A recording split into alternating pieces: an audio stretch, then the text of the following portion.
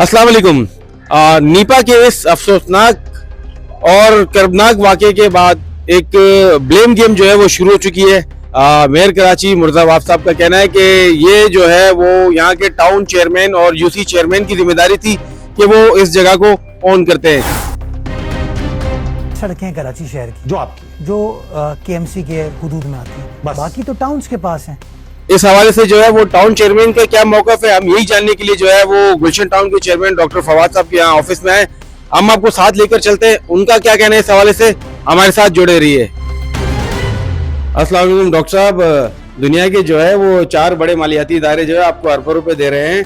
ये BRT road भी आप बना रहे हैं, तमाम यहाँ की यूनिवर्सिटी रोड की सड़कें भी आप बना रहे हैं और महल के ढक्कन भी आप बना रहे हैं। आवाम जो है वो ये जानना चाहती है कि हकीकत क्या है।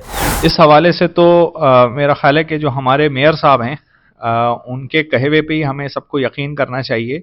और जो हमारे एक निजी चैनल पर उन्होंने आकर 106 सड़कों का दावा किया था और उसमें यूनिवर्सिटी रोड का जब ख़ास तौर से जिक्र हुआ तो उन्होंने उसका इकरार भी किया और उस पर होने वाले काम के ऊपर अपने तबसरे भी किए थे, वो भी शायद सबके जहन में अभी तक महफूज होंगे।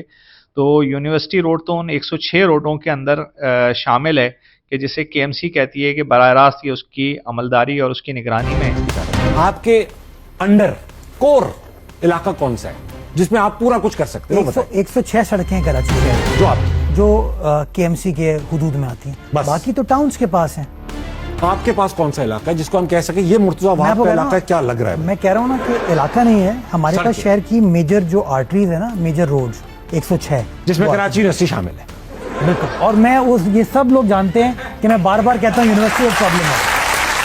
और वैसे तो मेरा ख्याल है कि शायद कर्ज लेकर इस तरह के मंसूबे चलाना हम तो उसको वैसे ही बहुत ज़्यादा पसंद नहीं करते, लेकिन कराची में बदकिस्मती से ये बड़ी अजीब सी सूरत हाल है कि कर्ज लेने के बावजूद, मालियाती इदारों के बोझ तले दबने के बावजूद हमारी कैफियत ये है कि एक प्रोजेक्ट जो पंजाब में 11 महीने 15 महीने में मुकम्मल हो जाता है, हमारे यहाँ 4 साल से ज़्यादा अरसा होने के बावजूद इसकी तकमील की तारीख देने के लिए कोई भी वजीर, कोई भी इदारा, कोई भी हुक्मरान तैयार नहीं है।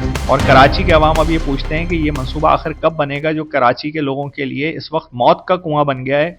बल्कि अगर मैं ये कहूँ कि एक डरावना ख्वाब है कि ये एक बच्चा जो बेचारा उस दिन अपनी जान से गया, यकीनन एक बहुत ही अफसोसनाक वाक़या है। लेकिन अमलन सूरत हाल ये है कि इस सड़क पर आए दिन हादसात होते हैं, तलबा और तालबात ज़ख्मी हो रहे हैं, गाड़ियों का नुकसान हो रहा है, गड्ढों के अंदर गाड़ियां गिरकर जिस तरीके से गाड़ियां तबाह हो रही हैं, ट्रैफिक जाम में घंटों लोग इस शिद्दत के साथ मुतासर हो रहे हैं। जबकि ये इस रेड लाइन के मंसूबे की कॉन्ट्रैक्ट के अंदर ये सब चीज़ें शामिल थी कि इसके अल्टरनेट रास्ते भी दिए जाते, इसकी देखभाल करना जब तक ये मुकम्मल ना हो जाए ये इस कंपनी की जिम्मेदारी है जो इसकी निगरानी कर रही है। हुकूमत सिंध के ट्रांसपोर्ट के शोबे की जिम्मेदारी है कि वो इस तमाम सहूलियात आवाम को देती।